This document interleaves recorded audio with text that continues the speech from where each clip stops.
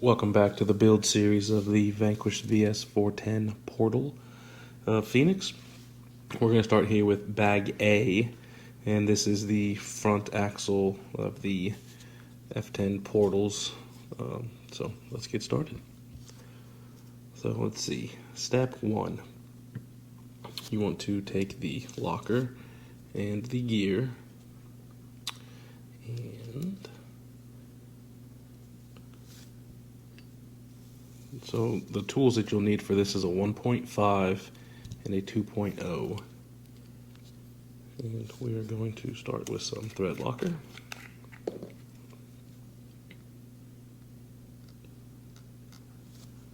And start assembling the differential gears.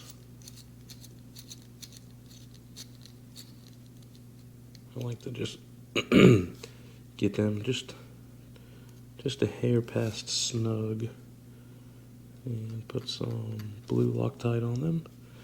Now Vanquish does include Loctite and grease with the kit, but we are not going to use that. I've got my own grease and I've got a big bottle of Loctite.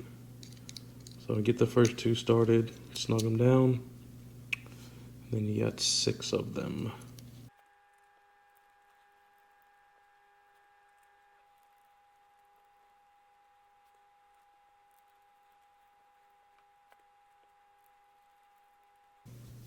Okay, that's the differential, the ring gear installed on the locker. So what I'll probably end up doing is, since it's kind of meticulous on putting parts together here and there, is I'll explain it and then I will speed up the video so that you guys don't have to sit through and listen to me breathe and put parts together. And then on the instruction booklet, it's pretty cool. Tells you what size, and everything is to scale. So if you're not sure what bearings or what screws go where, you can take the screw and hold it up to the booklet or the bearing, and it will actually tell you if you're using the right size screw and or bearing. So we will start with, these are a 7 by 14 by 3.5 millimeter bearing, and they go into these guys. And they just snap in.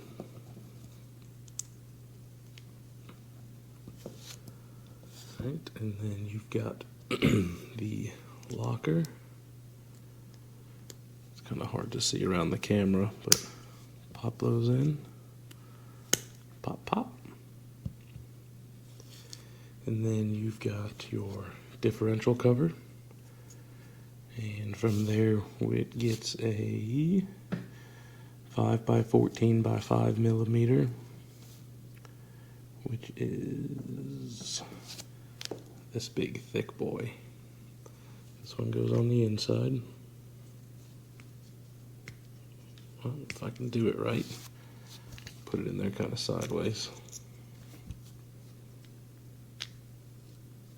That just presses down in there. And then we get a 5 by 11 by 4 millimeters, which is going to be this guy. Maybe. Yeah. That one slid in there, it's not loose. And then we take the pinion gear, slide it in, and you've got you got 8 screws on the back here, but you've got these inner screws will actually hold these little U-joint, or not U-joints, but these little U cups, and you just kind of set that in there just like that. It holds it, and then give it a spin, make sure it works. And then you're coming in with it's an M3 by 10 millimeter, and those are going to be these. Nope, they are not those. They are these regular 2.0.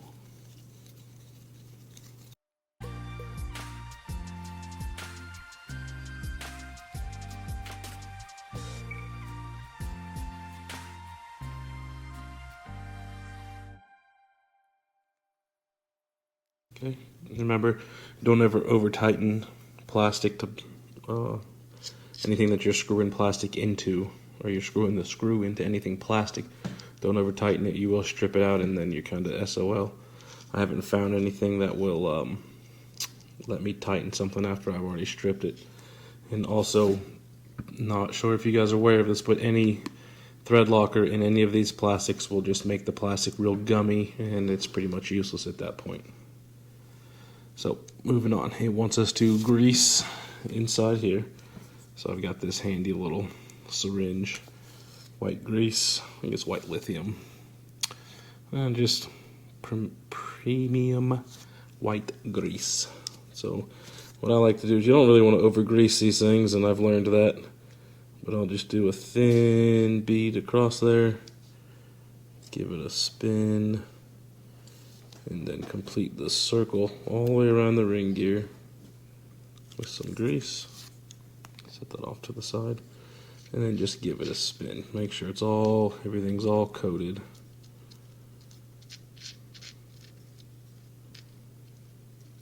And just like that, boom, differential assembled. Well, let's not get grease all over my mat. Alrighty, next we've got the axle of the 5x11 by 4 millimeter bearings that go here on either side of the shaft, not the shaft, the tubes. The tube. Pop those in. Pop those in. Ta-da, done. Alright, next step is these brass tubes I was talking about at the beginning in the first intro video. So obviously, whoops, we'll go like this, shorter side, longer side. But, well, damn, I did that wrong. So we just gonna pull these bearings back out because the brass tube goes in it first. But hey, you know, it's all part of it. I got ahead of myself because I've done this already once before, and well, that's what I get. So, brass tube goes in, bearing seats. Brass tube goes in, bearing seats. Just like that.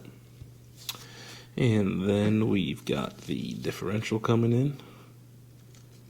And you can always tell which way the differential goes because the lighting's kind of terrible, but you can see the groove cut out here, and that will be for the actual ring gear in itself. So this will go in like so. Kind of press it in. And then it's looking like the M2.5 by 10 millimeter, which is pretty much the only other screws that are left other than the shouldered knuckle bolts. So we shall pop these in here. And those are at 2. So I built the F10 portals already once when I did my G-Speed that y'all saw, the orange and black Coyote Grande body. That is a F10 portal axle G-Speed. So I might get ahead of myself every now and then putting these things together, but you know, we'll see when the time comes.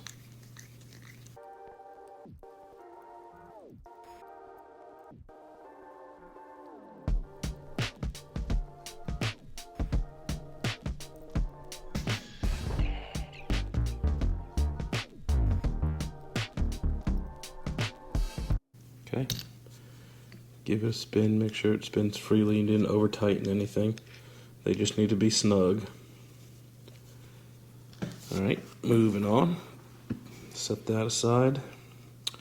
And then we've got the knuckles and the outer portal covers, gears, stub axle, pins, some more screws. I think it's what, 1, 2, 3, 4, 5. 1, 2, 3, 4, 5. Okay, so we are going to start with the outer portal cover, and it will get one of the 5 by 11 by 4 millimeters in the thick part, which I'm assuming is the top. Yes, that is the top side. So we'll set these in there. It helps if I grab the right bearing, so it's this one. Alright. And then you've got the stub axle, and we'll use one of these pins that slide in that hole right there. We'll kind of half and half it. Whoop. And then you will get the larger gear, which is the, what is that, VS4-10 gear. Not sure the tooth count on it. And then it gets a 6x12 by 4 millimeter bearing, which is not that one either. Where is it? Ah, this one. The larger diameter inner.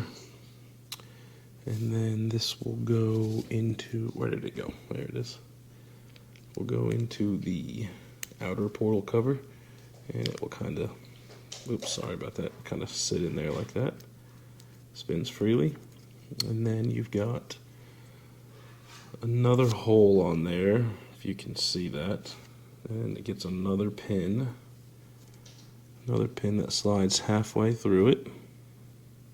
Whoops, a whole lot of whoops because it's kind of loose in there. And then you get your wheel nut, or your hex, that slides on there, and then there's a spot for a grub screw, which is this little guy right here. Just a little grub screw. You take the 1.5, put a little dab of Loctite on it. Always Loctite metal to metal. Blue is my preferred, unless I'm bashing, then everything goes red. Get this screwed on here.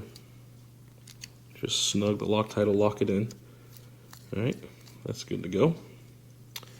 And then the next is going to be, let's see, which side are we doing first? The stubby side, so will not be that one. Nope, maybe I was wrong. Yeah. Alright, so once you've got this, you've got the stubby axle, which will go through the back side. I'm going to try to do it like the pictures in the instructions.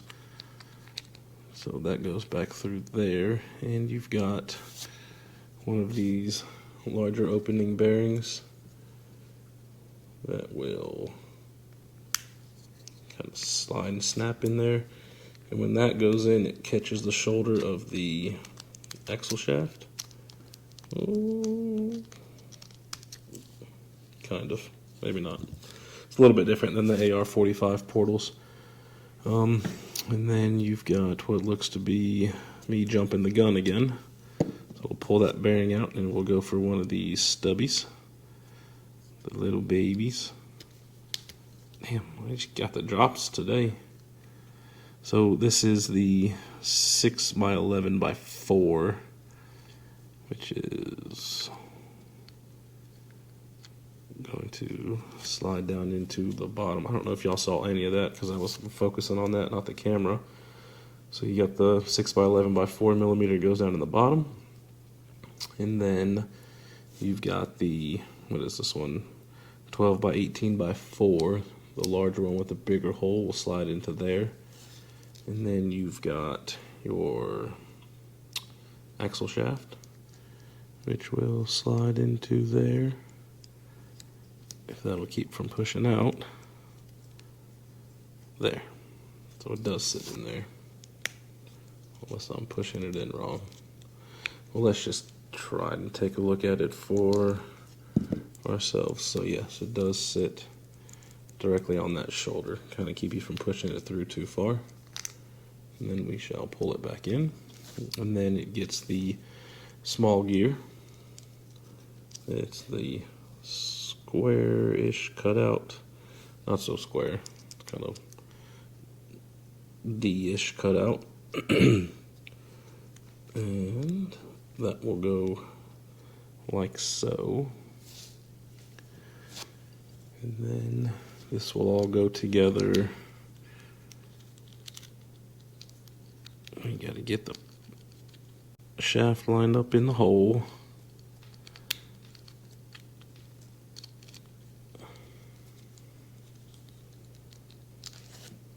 doing something wrong here?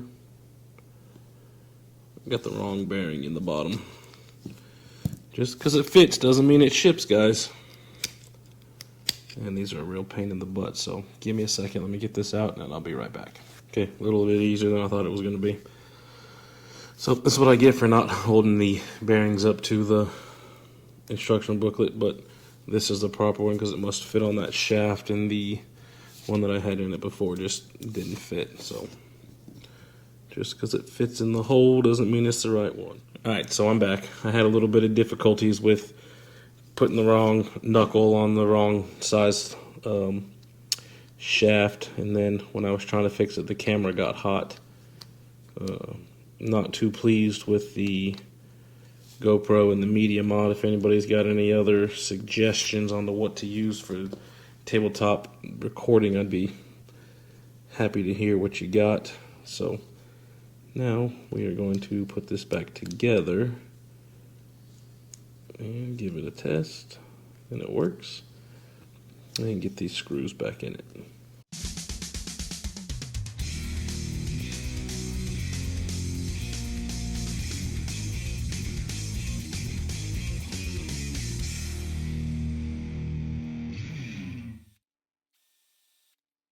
And like I was saying before, while you get the drill to run everything down faster so you're not breaking your wrist, I never like to run it down all the way. I like to run it just about snug and then tighten it by hand so you can feel to make sure that you don't overstrip the plastic.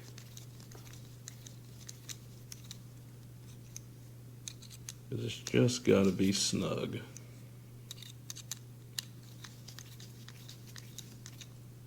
Okay. Alright, now we're in business with the left knuckle. And we'll slide it in and give it a twist to get inside of the, what do you call that thing? The locker in there. And then we've got it set in there, and then we've got these shoulder bolts. Shoulder bolts? Is that what they call them? I don't know. I call it a shoulder bolt because it has got a smooth shoulder on the top, which helps with the pivot point inside the axle knuckle.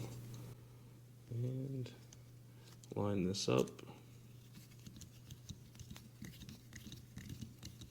These I will never do with the drill because you will strip everything out. And I like to get that just about snug. Make sure it's still got some good pivot. Give it a little bit of a tighter, a little bit of a tighten. You don't want it too floppy, but you don't want it too tight to overstress your steering servo.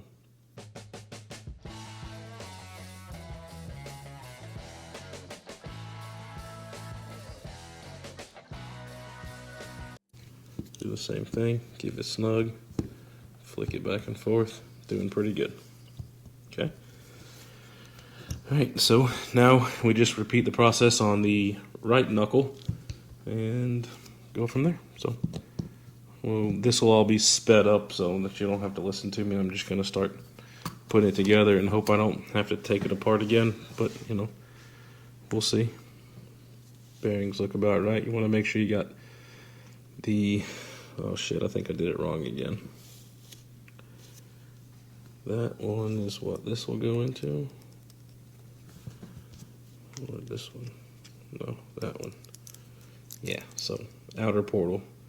Smaller opening on the inside for that. Oh wait, didn't I say I was going to fast forward all this? Okay, so here we go. And break.